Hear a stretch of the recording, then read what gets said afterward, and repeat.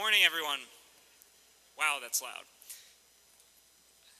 Thank you for being here. Thank you for coming from all over the state. We're obviously here for today's summit on bias, hate, and violence. I want to give a special thanks to Governor Murphy and Lieutenant Governor Oliver. Thank you so much for being here. U.S. Attorney Phil Sellinger, members of our state legislature, of course my partner Colonel Callahan, county prosecutors from all across the state, law enforcement officials, and too many community and faith leaders to name.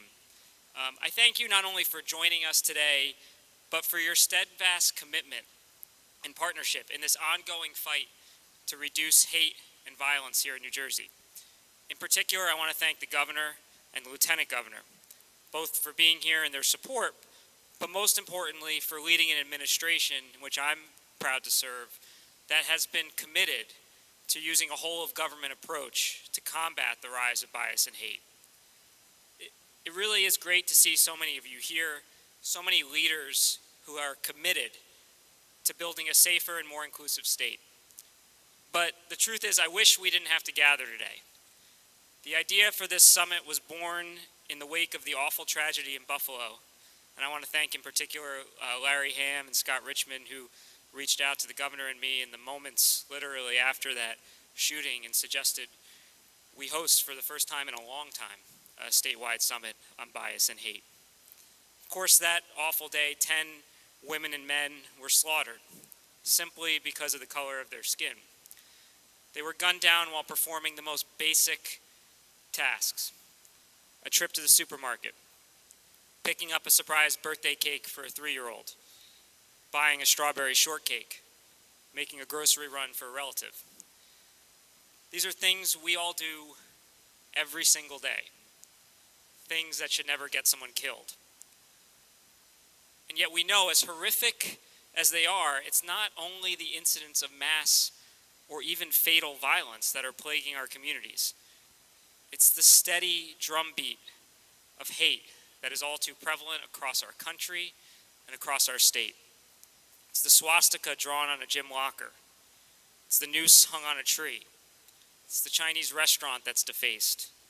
It's the teenager bullied because he's gay. These incidents stay with victims for a lifetime. I know I remember growing up in New Jersey being called anti-Semitic slurs on a soccer field. But I never had to fear for my life simply because I went to the grocery store. And yet for too many people in this country and in this state, that is their reality. Too many people are afraid because of how they look, or where they're from, or how they pray, or who they love. And that's what we're here today to address. In April, my office released the 2020 Bias Incident Report, as well as preliminary bias incident data for 2021. This data is compiled by the state police and shared publicly every month. And I'll be honest, it's alarming. 1,871 bias incidents in 2021 were reported. That's 29% higher than 2020, and it represents the highest number of annual bias incidents reported in New Jersey since we began collecting this data in 1994. In just the past 6 years, bias incidents have risen by 400% in our state. And we're seeing this trend across every demographic group. Anti-Asian bias, up 87%. Anti-LGBTQ plus bias, up 65%. Anti-Black bias, up 39%.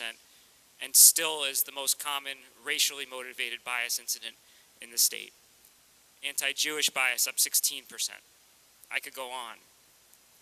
The small piece of good news is that one reason for this increase is that we've enhanced our reporting abilities. As some of you know, New Jersey now has, and I'm proud to say, the most comprehensive bias incident reporting system in the country.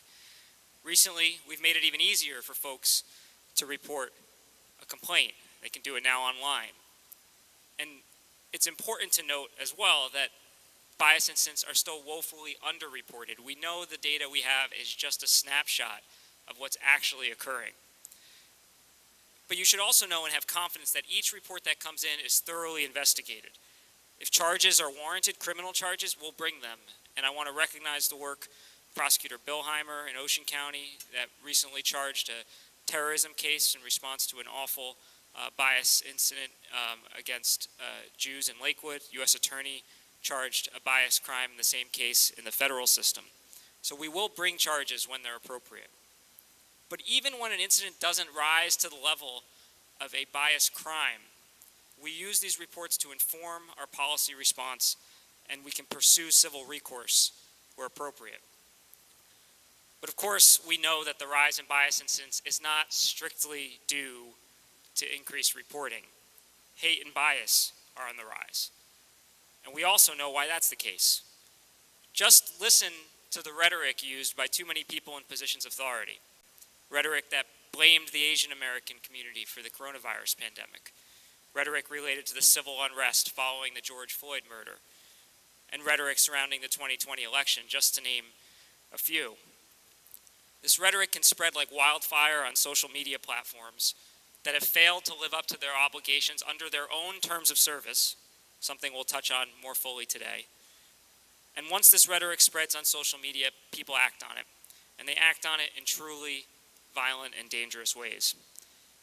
Here in New Jersey, with the support of the governor and the lieutenant governor, we've undertaken a number of actions to address this rise in bias incident. We've improved our state's policies on bias crime to include gender, disability, and national origin.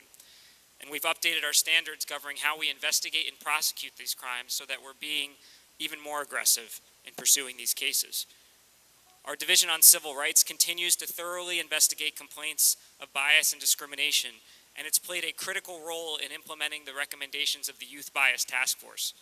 And as I've mentioned, the whole of government approach, I thank the governor for signing legislation that will mandate various forms of diversity education in our schools, curricula that I believe will save lives. I also mentioned the role of social media.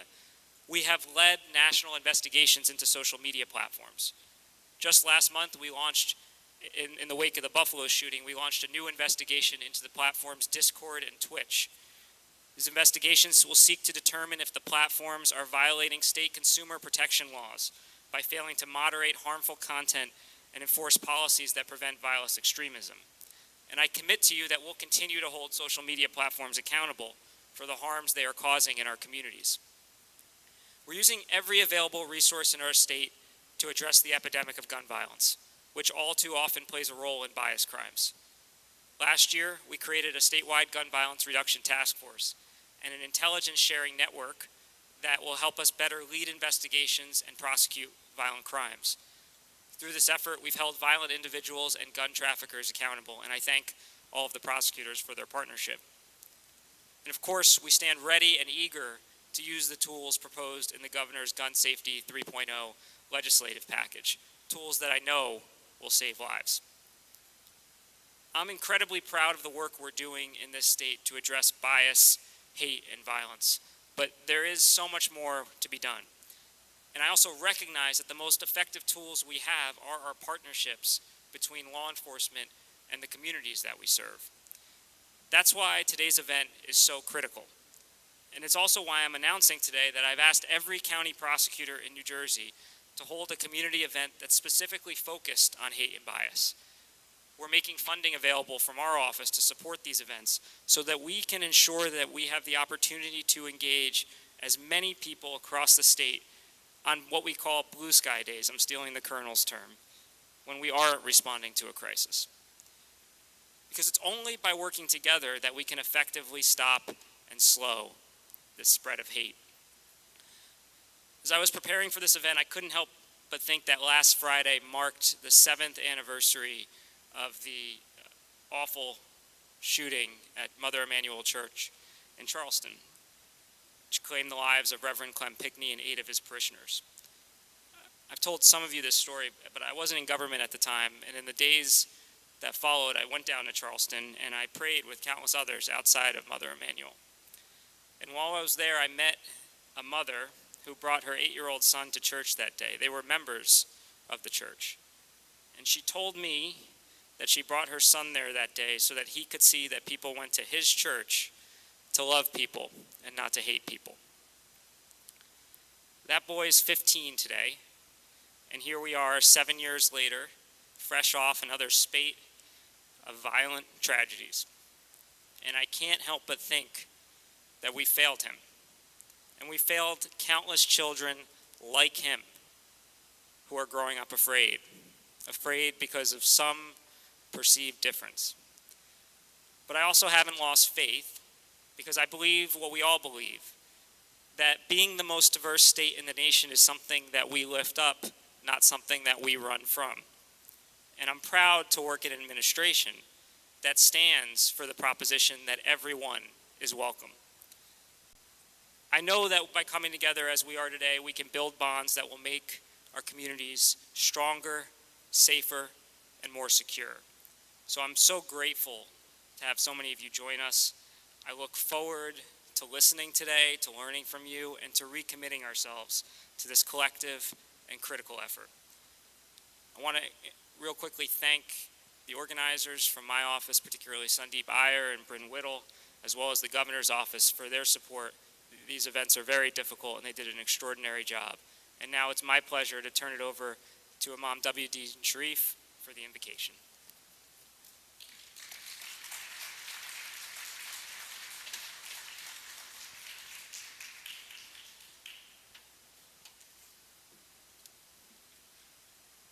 Good morning, everyone.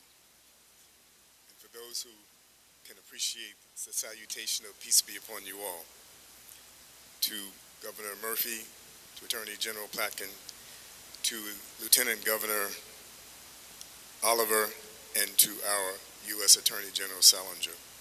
Please join me in a invocation, a short prayer, and then we will follow with a moment of silence for all those who were victims of the violence of bias and hate. We seek refuge with Almighty God from Satan, the rejected enemy. With God's name, the merciful benefactor, the merciful redeemer. All praise belongs to Almighty God, the Lord, cherisher and sustainer, guardian and evolver of all the systems of knowledge.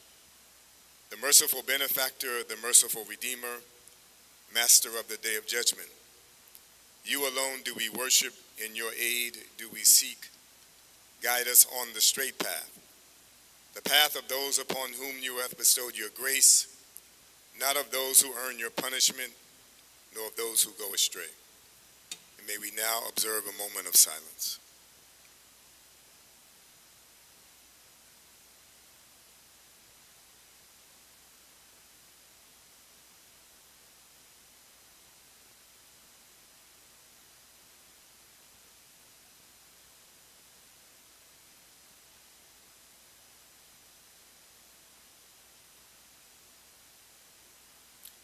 Amen.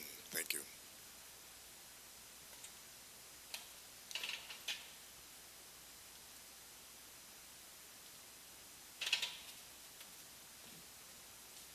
It's now my honor to introduce Colonel Callahan. I think everyone in this room knows the kind of leader that the Colonel is.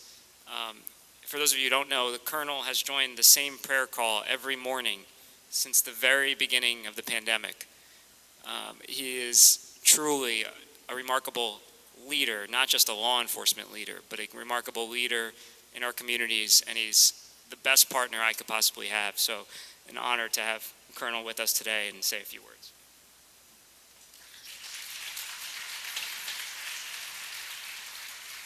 Thank you, General, and thank you, Governor Murphy and Lieutenant Governor Oliver.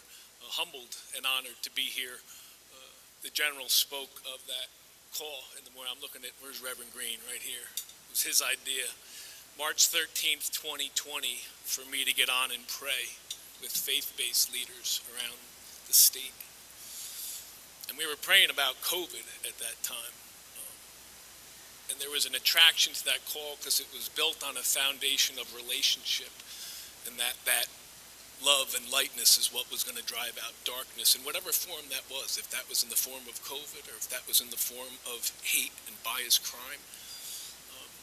And I joined that call every day, and I'm still on it. I prayed this morning about this and about what would come of this, beyond just words that were spoken, but the action that would be taken. And it's a multiple-pronged approach, whether that's education initiatives, prosecutions, things that are going to make a difference. And I thought about that prayer call, Rev. I was 3 months into it when George Floyd was murdered. And I wondered if I had gotten on that call for the second time at the end of May. I was the only white person on the call. I am the only law enforcement officer on the call. They had heard me pray for 90 days straight. And it was a painful call.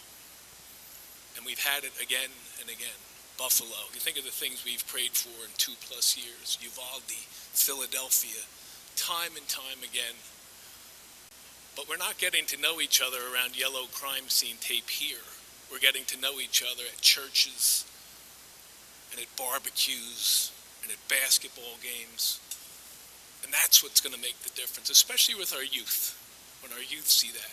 I was with a kindergarten class last week. I wanted to go back to the class where I went to kindergarten. I looked at the face of these 5- and 6-year-old boys and girls, and not one of them had hate in them, because it's a taught thing, hate is.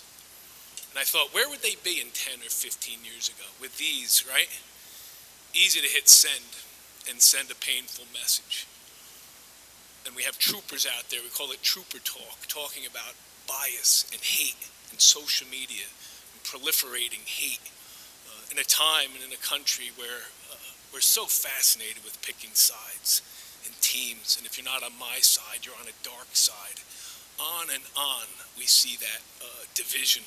I was asked last week at a men's Bible group what I thought the greatest challenge was to law enforcement, and I think it's division. And we have to stand in the middle of that thin blue line. I also read this week, and I found it resonated with me. We live in a culture that is more comfortable seeing 2 men holding guns than holding hands. You think about that statement. It was pretty powerful to me.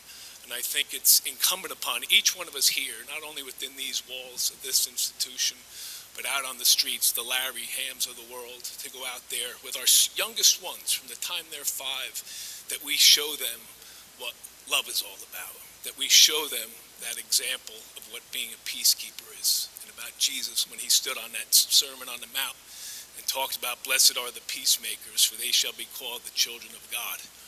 He didn't say, blessed are the warriors. He didn't say, blessed are the haters. It's up to us to be the peacemakers and the guardians of peace, to make sure that love and lightness drives out darkness and hate. And I am humbled and honored to be a part of that, Governor. God bless. Thank you, everybody.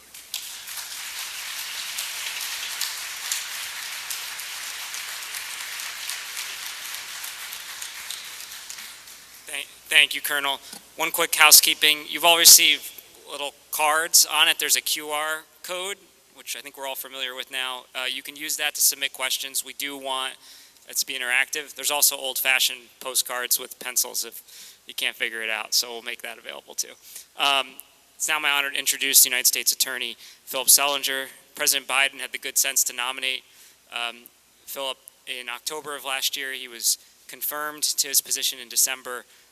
He is an incredible partner, someone who I've known for a long time, as has the governor, and we're very fortunate to have in New Jersey the type of tight-knit state, federal, and local partnerships we have, because we know that it takes a village to respond and prevent these types of incidents. So, Philip, appreciate you being here and share a few words.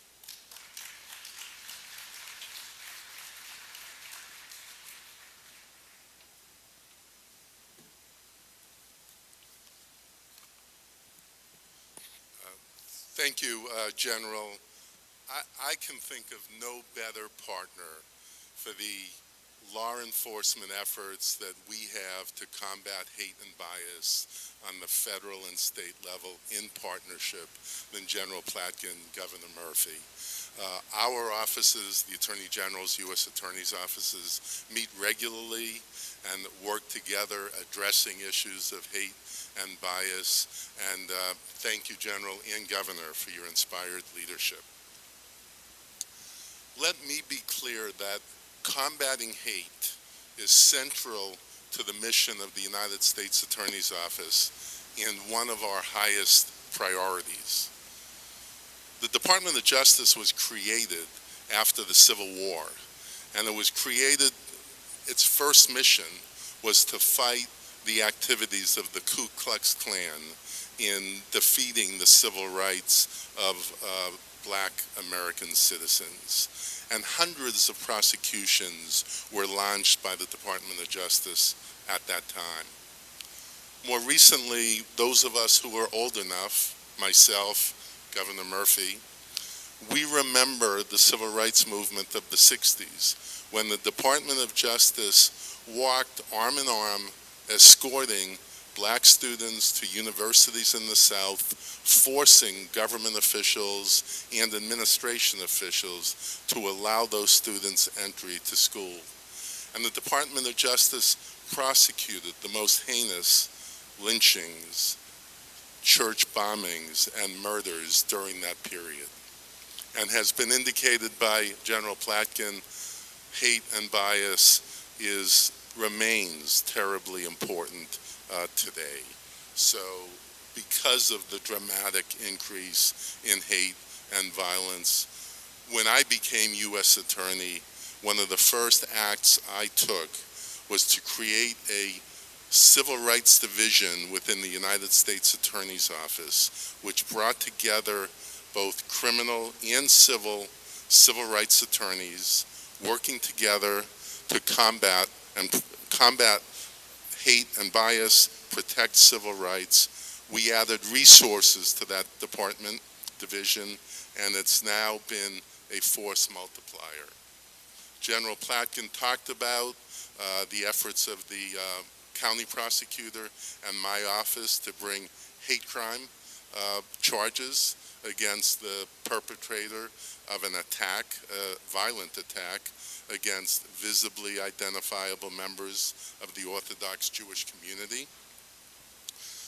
A couple of weeks ago, my office, after a jury trial, obtained a conviction of a Patterson police officer for violating the civil rights of a citizen who it was his job to protect. And that was the 6th conviction we have had of Patterson police officers for civil rights violations. We all know that violence can devastate a community, but civil rights violations, particularly by those in power, can be incredibly destructive as well, as we have seen far too often.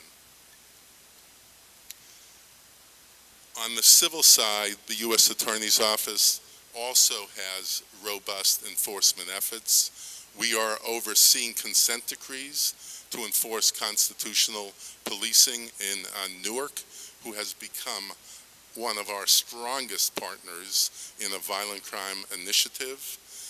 We brought a sexual harassment case with respect to attacks in the state's only women's prison, and sexual harassment litigation involving a landlord discriminating against women, harassing and sexually assaulting women and gay men in what became the largest enforcement action in the Department of Justice's housing discrimination history.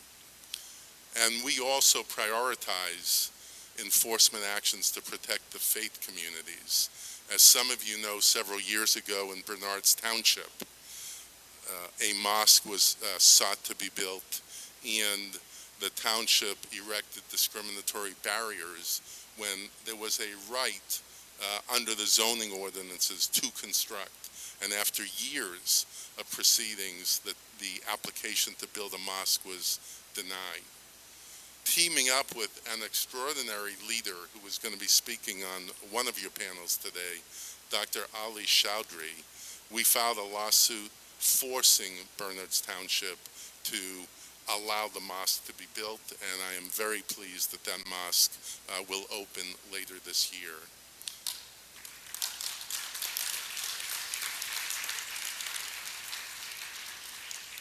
And just last week, we obtained a court order directing Jackson Township to remove discriminatory barriers against the Orthodox Jewish community. So Events like this, as General Platkin said, are incredibly important. The relationships that are built between law enforcement and the community is critical to the trust that encourages hate crime reporting. And hate crime reporting is one of the critical steps in combating hate and violence. Last year, my office launched with our Assistant Attorney General from Washington, a United Against Hate initiative, and we've been meeting with community groups across the state. General Platkin, I was very pleased, came to our initial launch, and other members of his department and the state Civil Rights Division have attended subsequent launches throughout the state. So we very much appreciate their support, and we look forward to working with you on those efforts going forward. So thank you again in closing, General Platkin, Governor Murphy, not only for hosting this event, but for your rigorous efforts in combating hate, combating bias, and violence. Thank you.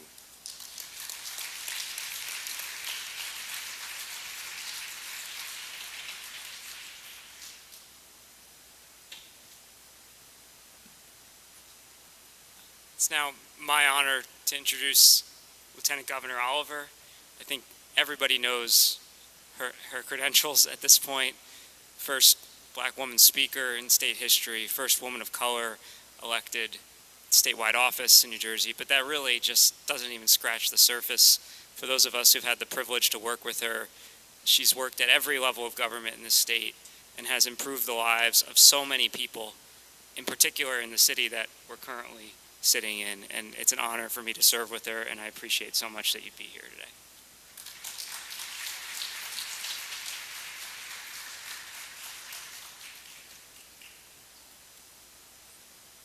Good morning, everyone. You know, for some time now, I've had this refrain in my head, going back several years. There is a foul mood permeating the United States, and the state of New Jersey is not shielded from that foul mood. When I think of bias and hate and violence, I think there is one factor that promulgates it, and that factor is ignorance. Ignorance sits at the bottom of all of the kinds of incidents you have heard everyone talk about today.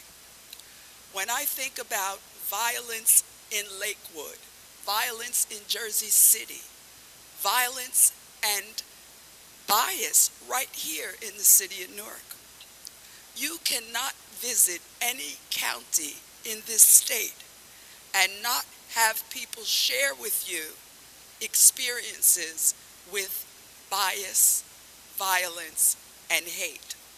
I believe it stems from ignorance. It's often described that right here in our own state, that we live in such segregated communities, and we do, but we are seeing that demographic change. As people have come to our state for better living conditions for their families, access to a quality education, and the ability to take advantage of all the things that our state has to offer, we learn that many of our communities are now multicultural, multi-ethnic, and multi-religious communities. Just think about Pittsburgh, what occurred in Pittsburgh 2 years ago. Think about what recently happened to several yeshivas in the city of New York. All around us, not just in our own tri-state area, but around the country, we have seen the emergence of bias, violence, and hate. let's begin to think about ignorance. Reference has been made by several before me that dealing with youth and addressing youth at earlier ages, that is where it begins. It begins in our preschool classes. It begins in our K-12 system of education in New Jersey, and something that I'm very proud of. If you visit one of the 57 universities and colleges in our state, take a stroll around a campus, and you will see that generation interacting with one another, not allowing those biases and that hate and even thinking about violence to enter into their minds. In New Jersey, Governor Murphy very early on created a governmental environment that bias, violence, and hate would not be tolerated within our own state government, because we're not immune from bias or hate either. Subsequently, under the leadership of the Attorney General's office, and when A.G. Platkin was chief counsel to the governor, we created a number of standard operating policies that was designed to frame out what the culture of the workplace would be in our state agencies. You all know that Governor Murphy made a commitment to have a diverse cabinet, and we do have a diverse cabinet. We know that Governor Murphy was very proud that most of his cabinet was composed of women, because I don't want to leave out women in a conversation about bias, hate, and violence. But I'm glad that in this administration, we have firmed up a number of laws that speak to violence against women as well. Governor Murphy has made significant financial investments for us to establish some innovative and creative ways to confront this demon. A task force on youth in order to study and combat violence has been established. That task force is just about completed with its work and will offer recommendations to the governor, which the governor will review, and then we can move towards operationalization of those recommendations. Governor Murphy also made a significant appropriation to 25 community-based organizations around the state, so that at a grassroots level, we could have partnership with those that are on the ground in neighborhoods and in communities doing this kind of work. If you are like I cringe every night when I listen to the 11 o'clock or the 10 o'clock news. It always starts off with who has been shot, what elderly person has been pushed down on the ground, what Asian American has been attacked in Chinatown, what mosque or masjid has had hate speech written on it, in addition to swastikas. This confronts us each and every day. We're tired of saying enough is enough. We're tired of saying thoughts and prayers that lose their lives to violence. I hope that those of you that are here today, in the various leadership positions that you hold, will make a commitment to make certain that New Jersey is not just the Garden State, not just the Shore State, but that there is, as our New Jersey Civil Rights Division says, New Jersey is a state without hate. Thank you.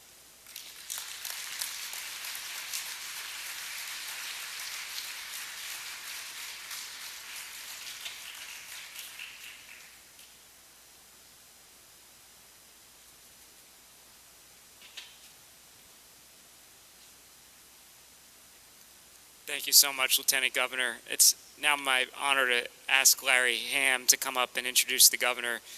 I don't need to introduce Larry Ham in Newark. I think everybody knows what he means to this city and to this state, and he's somebody who holds us accountable. And I say that in the best possible way. He makes us be better and do better, and I appreciate you being here.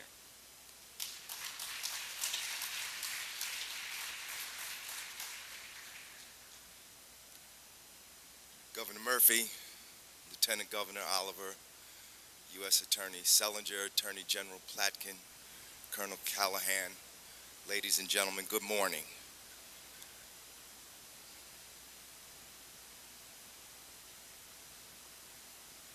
The seriousness of the moment that faces us cannot be overstated. On May the 14th, an avowed 18-year-old white supremacist legally purchased assault-style weapons and body armor and went to a community that he had surveilled for weeks and went into the Tops supermarket and killed in cold blood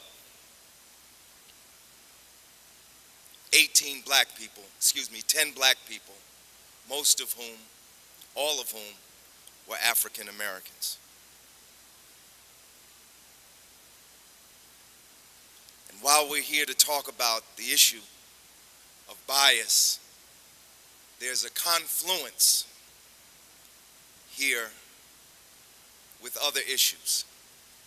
And one issue is we must have a nationwide ban on assault-style weapons in this country.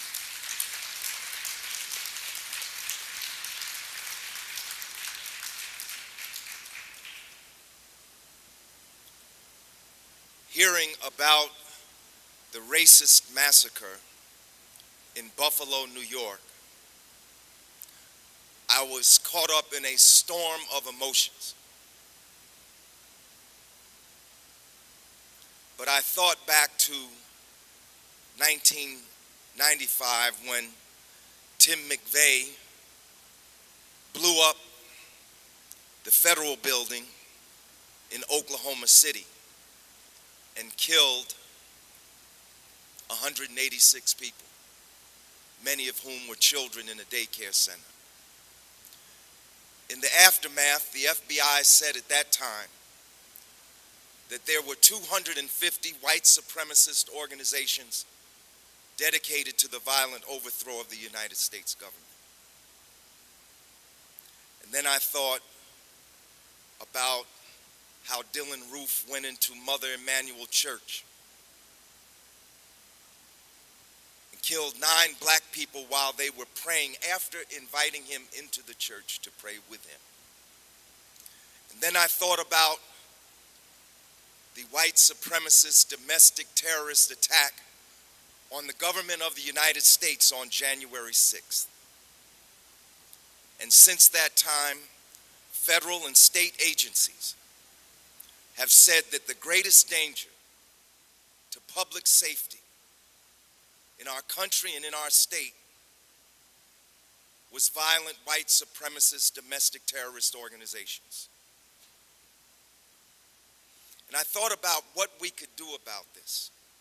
And I thought back to September of 2001 when I was at the governor's conference on racial profiling in New Jersey. Do you remember that, Colonel? But the conference had to be abruptly adjourned because on that morning there was the attack on the World Trade Center. And so the work that we had come there to do had been upended. And in fact, not only did we not end racial profiling, in some ways it became policy. But I thought about what we should do. What must we do about this? And I thought, well, based on the conference that we had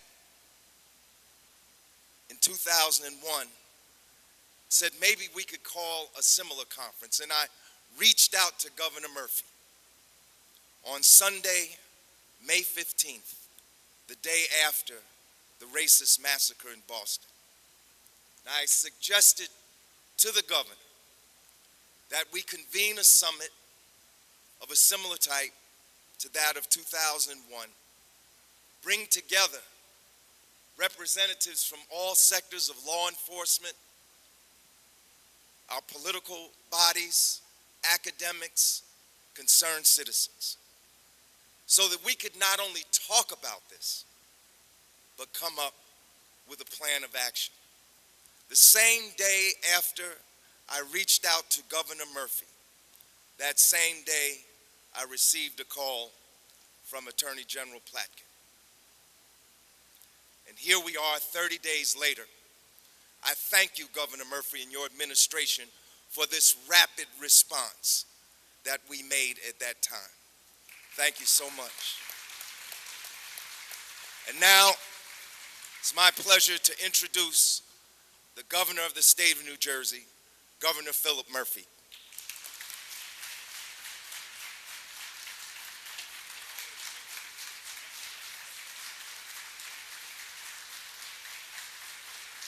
Thank you. Thank you all. Wow. What a room. Good morning, everybody. I want to thank my friend Larry for that introduction. I just said to him privately, he's always good, but he's never been more powerful than this morning. So, Larry, let's hear it for you, because you're the...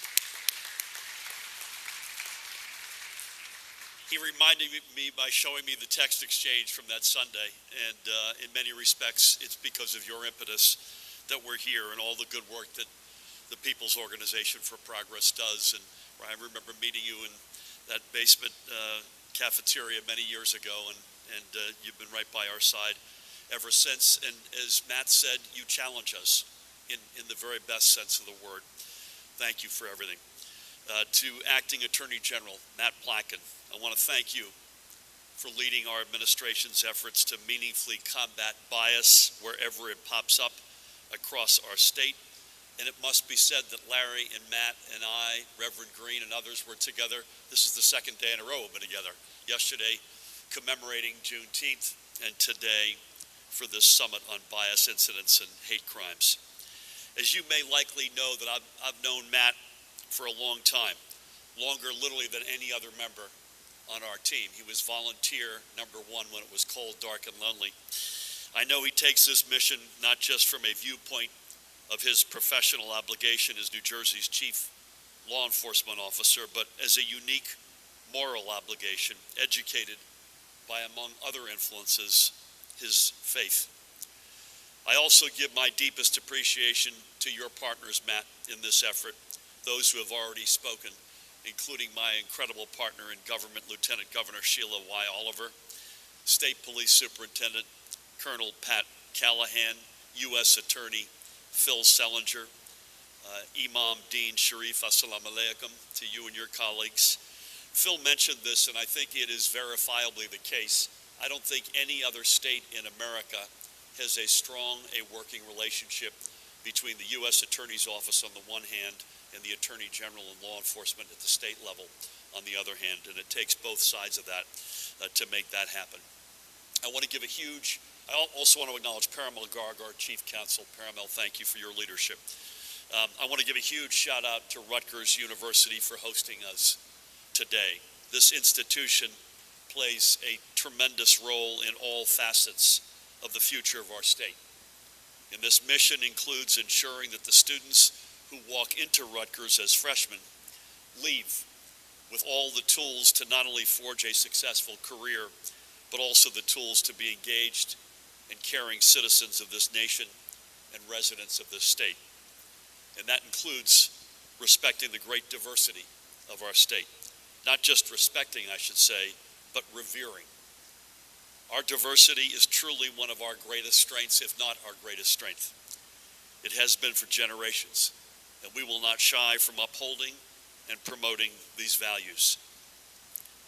And with that, I thank each and every one of you with us today, with a particular thanks to all the panelists who will be presenting and speaking. So whether you're an elected official, member of law enforcement, prosecutor, faith leader, activists, concerned citizen, it's an honor to be with you all today. And regardless of your role at this summit, after it ends, you will take with you, we all will, a responsibility to make New Jersey a model for all states in not only honoring our diversity, but ensuring that every resident of our state can live in peace and can work without prejudice toward achieving their American dream. I might also add there are many members of our administration here, and I thank them for being with us this morning as well. I don't think I need to repeat some of the statistics which those who have spoken before me have laid out. But suffice it to say, we all recognize that incidents of bias in New Jersey are increasing dramatically. Those numbers cannot be interpreted in any other way. Even if we accept the notion that part of this increase can be from a greater willingness on the part of those who have been the victims of bias to step forward, that is of little solace. Yes, we must applaud the bravery of those who refuse to sit silently and allow others to belittle or threaten, or in the worst cases, strike out violently against an individual who, by the way, has done them no harm, but by whom for some reason they feel intimidated. For them, this may be the hardest step to come forward. But the recognition is that if our numbers are increasing in part, and they are because of this willingness to step forward, that begs the question, how many previous acts have gone unreported? And how many of our fellow New Jerseyans suffered silently at the hands and mouths of their tormentors? For our young people especially, given the numbers of instances of bias reported to have occurred in their schools, the one place that, by the way, outside of their home is supposed to be the safest and most supportive, answering this question gives me chills, and I'm sure it does for many of you as well. And I'm doubly concerned given the erosion of our national political and social dialogue that Sheila so brilliantly laid out. We do appear to be regressing in so many cases. And for some, the recent instances of racially motivated hate, whether it be the murder of George Floyd or the wanton slaughter last month, as Larry powerfully laid out, of innocent black shoppers in Buffalo, that has elicited the exact opposite response than what it should. Amazingly, there are those who believe that the natural response to these incidents isn't to acknowledge hundreds of years of institutionalized racism, but to dig in their heels in ignorance, as Sheila said, to claim such issues either don't exist, or worse yet, that they are somehow the victims. And I am certain these individuals did not spend their weekends pondering the meaning of Juneteenth or searching their own souls to ask for forgiveness for their own hatred, or spending any time to come to terms with where such enmity comes from. I don't normally quote him, I have to admit. In fact, I don't think I ever have. But as a quick aside, the French existentialist Jean-Paul Sartre once wrote, and I quote him, "The anti-Semite claims that the problems that he is facing are due to another race, another time, another event. In short, he is responsible for nothing. The anti-Semite is a man who does not hate the Jews, but since he does not feel in control of things, he hates himself." Now, Sartre has been debated for 70 years, but despite that, these words, I think, can be broadened to include all who profess hate. In fact, the news showed pictures over the weekend of racists espousing replacement conspiracy while marching in Tennessee to protect a Juneteenth commemoration. Again, blaming others. And the same can be said for those who continue to show their ignorance and intolerance through anti-religious bias. And while the numbers show that religious bias is not limited to just one faith, and Imam Sharif knows the pain of anti-Muslim aggression, and while we take every act of anti-religious bias deadly seriously, I am particularly concerned by the sustained number of instances of anti-Semitism. I'm also greatly concerned by the increase in instances of bias against members of our LGBTQIA plus community, particularly the transgender community, and even more so, trans youth. And what is most concerning to me here is that these numbers are increasing against a national backdrop of far-right politicians, including some of my own gubernatorial colleagues, actively campaigning to see who can make their states the most hostile to their LGBTQIA plus residents. There's no doubt a connection that can be made from these politicians spouting hate and misinformation and trying to use those as a governing strategy, on the one hand, to the self-empowerment of those bent on targeting the LGBTQIA plus youth at exactly the time, by the way, when they may be at their most vulnerable on the other. So, where the statistics reported through the Attorney General's office are our call to action, today is about how we answer this call. I think the first part of any problem, as the saying goes, is acknowledging that one exists. And through this gathering, there is certainly none among us who needs to be convinced. Harder, though, are finding the strategies through which we can push down these numbers. Community engagement, yes. Education, yes. Reporting, yes. Enforcement of our laws, absolutely. But we should not, and I know you won't be, we should not be afraid to be creative. This is a state which has never shied from taking on the big challenges through out-of-the-box thinking, and today should be no different. Our goal should be no loftier than that of President George Washington, who responded to the fears of the congregation of Rhode Island's Toro Synagogue that the newly formed United States of America and its government would forget its Jewish residents by confirming to him that this would be a nation that, and I quote, gives to bigotry no sanction, to persecution no assistance. Our history shows that we haven't always been perfect in this pursuit, but now is our time to make up for these past failures, including the failures, it must be said, within our state. And in doing so, we can live up to the remainder of President Washington's response to the Toro Synagogue congregation, and I quote the President, that everyone shall sit in safety under his own vine and fig tree, and there shall be none to make him afraid. So before, Matt, I turn the program back over and you can begin in earnest your collective deliberations for today, I want to make note of part of the statistics which, while I am certainly not grateful, I can say that I'm at least relieved that the majority of the reported instances of bias have been verbal. And thankfully, none resulted in the death of any New Jerseyan. I fear for what our statistics could be if we did not have in place the smart and strong gun safety laws which have made us a national model. I fear for what could have been had weapons of war been as readily available in New Jersey as they are in other states. And I fear for what they could have been if New Jersey had the numbers of concealed weapons walking around our streets as other states, including, by the way, those which now no longer even require an individual to apply for a concealed carry permit. And I say all of this on the precipice of what we all expect to be an adverse U.S. Supreme Court decision any day now, potentially today, on concealed carry.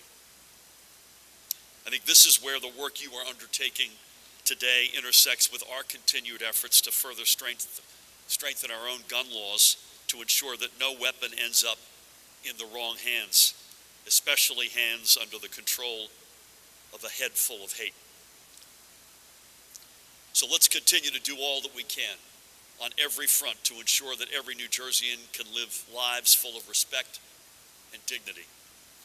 I'm not asking that we all must become best friends. That's probably not going to happen. But we can create a state where all are welcomed, all are respected, and where all can live without fear under their own vine and fig tree. And in doing so, we will be doing more to promote our nation's 250-year experiment in securing liberty than we shall ever know. And again, I thank you all for having me today and for your taking today to be part of this summit. And I wish you the very best for a meaningful and productive day. And may God continue to bless the great state of New Jersey and the United States of America. Thank you.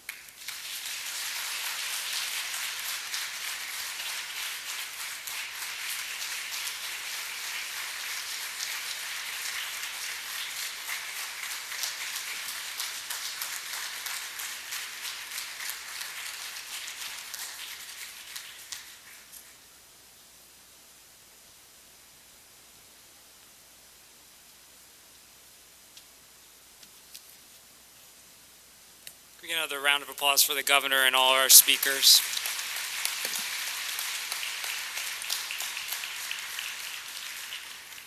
Thank you all again for being here. Just a reminder again about the questions. We're now going to introduce the first of our panels, which is a panel